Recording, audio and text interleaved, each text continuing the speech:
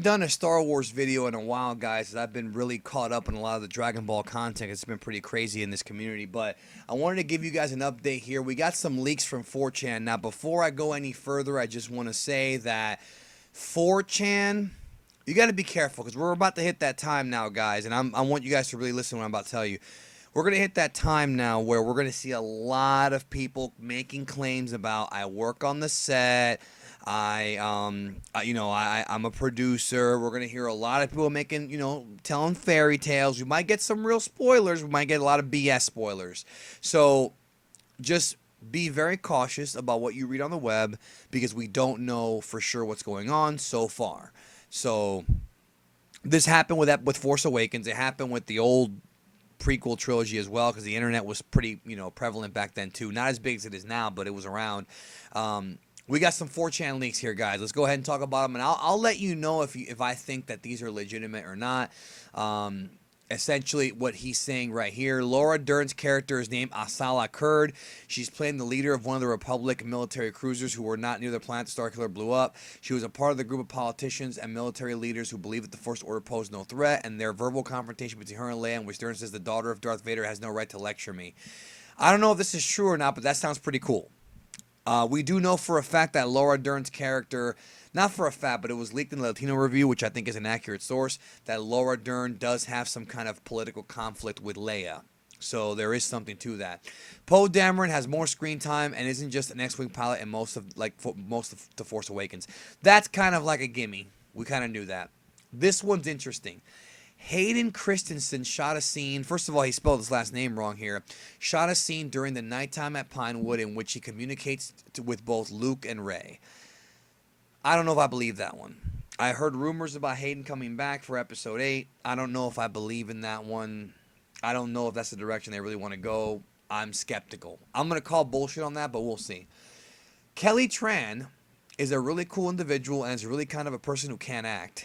I have no idea why they cast her in Star Wars. Her character's name is Shatala Z. That sounds kind of made up, but it does sound Star Wars-esque. And is a resistance contact on the planet that houses Benicio del Toro. More on him later. She was a safe house there, and it's seen that Poe knows her from before. Shatala goes out with Finn and Poe on a reconnaissance mission, and just as Finn starts getting attached to her and flirting a bit, the First Order strikes, and it's made to seem that she died as she disappears after a huge explosion. Alright, I don't really know what to think about that. I don't think it really is I don't have any thoughts on that, really. Let me know your thoughts down below, guys, for sure. Yoda appears to Rey alone, but does speak to Luke without his actual ghost appearing. I do believe that. I do believe that Yoda will appear in this movie. I think we are going to get more Yoda in this film. So, definitely as a Force ghost. So I do believe that is very possible. Okay. Moving on to the second spoiler here. Captain Phasma appears and a gunfight between her squadron and Finn and Poe occurs. Poe being wounded as he shot at the wrist. I'm not sure, but I think they're going to let his hand be blown off to continue the tradition of a hand being cut off in every episode. Maybe. I'm surprised it wasn't somebody from the casino that we had heard about. Okay, moving on. Luke explains to Rey the story of Kylo Ren and how he destroyed everything Luke built after he was corrupted by Snoke. He also speaks of how Han and Ben Solo never really got along, as Ben saw Han as being absent from his life. This absence allows Snoke to play with his mind. I don't believe that for 1 second, mostly because it's implied in The Force Awakens that Snoke took him and then is when Han left. It's almost implied that Han was there for at least a part of his life. But then again, he does tell Rey during the interrogation scene that, he would have disappointed you. So maybe that is true. It just seems like, I don't know, it seems like Han kind of left afterward. Luke mentions Qui-Gon Jinn when explaining the light side to Rey. I don't know. I don't believe that. No Lando. I'm kind of expecting that. Del Toro is a former bounty hunter and was a leader in the Republic who was not present during the explosion which destroyed the capital. After seeing the devastation, he decides maybe joining the First Order is his only option and has extremely classified information regarding the resistance that he plans on giving them in return for immunity. Kylo kills him after Del Toro snickers at Kylo. I have no idea what his name in the movie is.